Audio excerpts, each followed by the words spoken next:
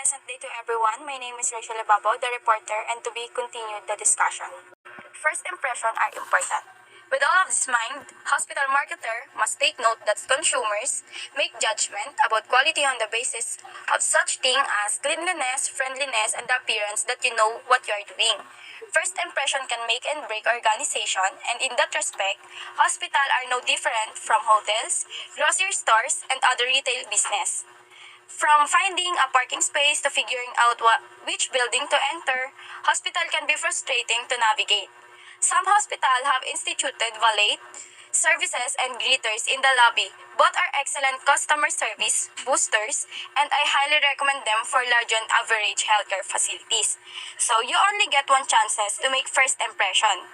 Humans form opinions about people, places, or things within a few moments. Those few moments play a major on determining the course of a relationship. That is why it is crucial that healthcare institution make the best possible first impression. Not only does a negative first impression make the hospital look bad, but it also adds tension to patient-staff relationships. On the other hand, if the patient will feel safe and rewarded, the healthcare staff with a trust, a valuable commodity in the healthcare field. Why first impression are important?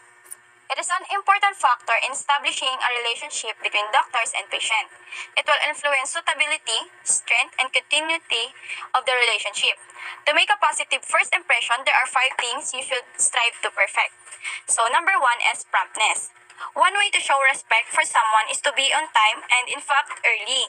Your punctuality says to the person you're meeting that you understand the value of his time and are responsible enough not to take it for granted. So next is neat appearance. Like it or not, the first time someone sees you, the judgment are made.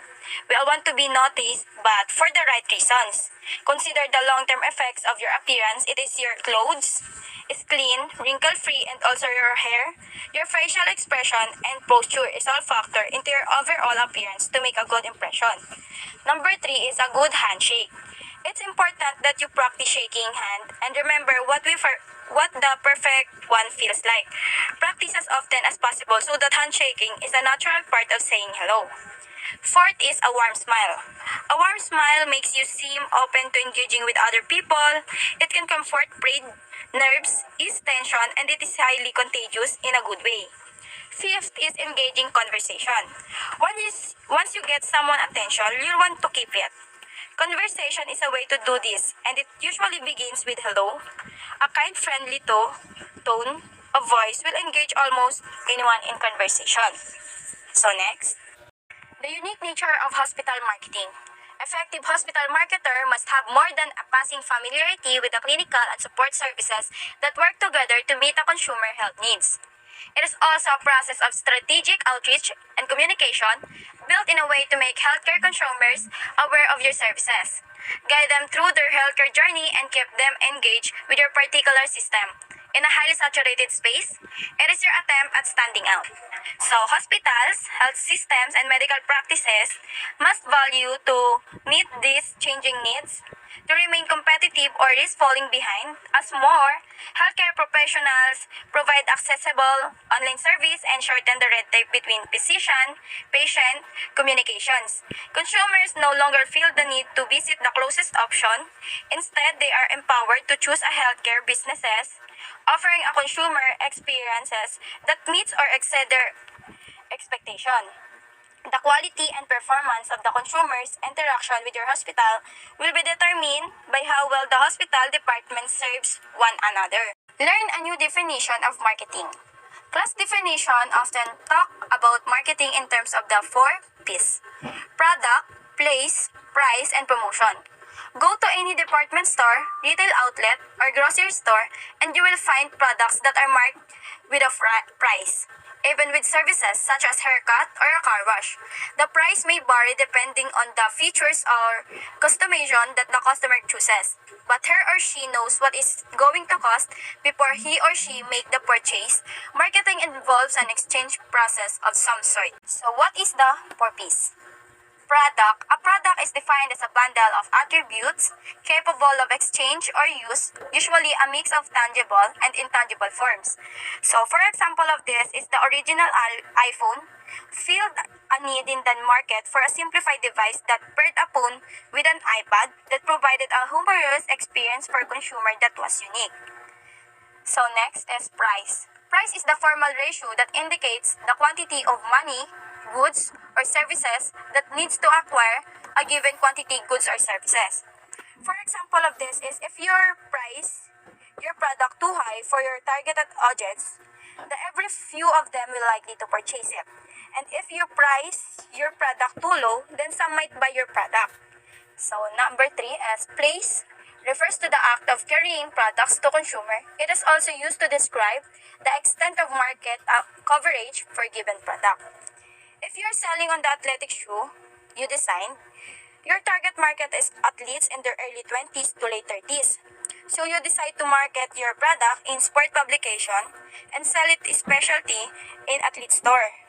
By focusing on sports store over shoe store in general, you are targeting your effort to a specific place that best fits your marketing mix. So last is promotion. Promotion includes tactics that encourage short-term purchase, influence trial, the quantity to purchase, and are very measurable in volume, share, and profit. For example of this is giving out coupons or vouchers, temporarily reducing price through discounts, sampling, offering giveaways, flash sales, or buy one get one free, and lots and more. Meet a new kind of customer. So now that we have a working definition of healthcare marketing, let's explore the idiosyncrasies of the marketing mix as it is encountered by the healthcare consumer. But first, let's be clear as to who our customers are.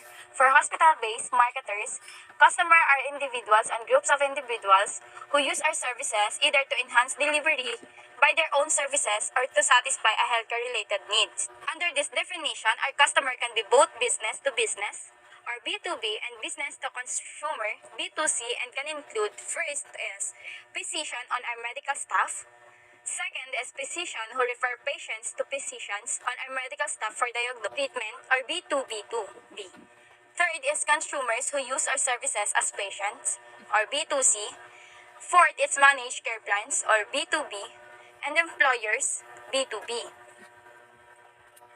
Hospitals have numerous other constituencies such as those affiliated healthcare organization or hospital with which they have patient transfer agreements, cancer or heart support groups, emergency, medical provides, and community organization that must the hospital. For example, in fact, any individual or group that can be benefit from the hospital services can become customer. But for the most part, the primary customers with whom you will be dealing and physician and patients. Distinct product organization and delivery. Historically, hospitals were organized around medical, surgical, and intensive care. The emergency department, radiology, pharmacy, and series of support services. Each area operated as a diagnosis, treatment, support, or ancillary service. A patient would be admitted to a medical or surgical care wing of the hospital and would experience numerous interventions by hospital staff members and physicians from different departments. Nursing staff members on various doors of the hospital administrators were almost assigned to provide supervision over clinical, professional, and support services. Efficient service in a healthcare system require a clear understanding of the industry's difficulties. At the top of these complexities is a deep-rooted cultural landscape and clinical environment. And so, for this means understanding that your role is not changing the environmental complexities. Rather, it is to find ways to navigate and reduce those complexities in order to provide more simplified, accessible, and long-term care. So, that's all and thank you for listening.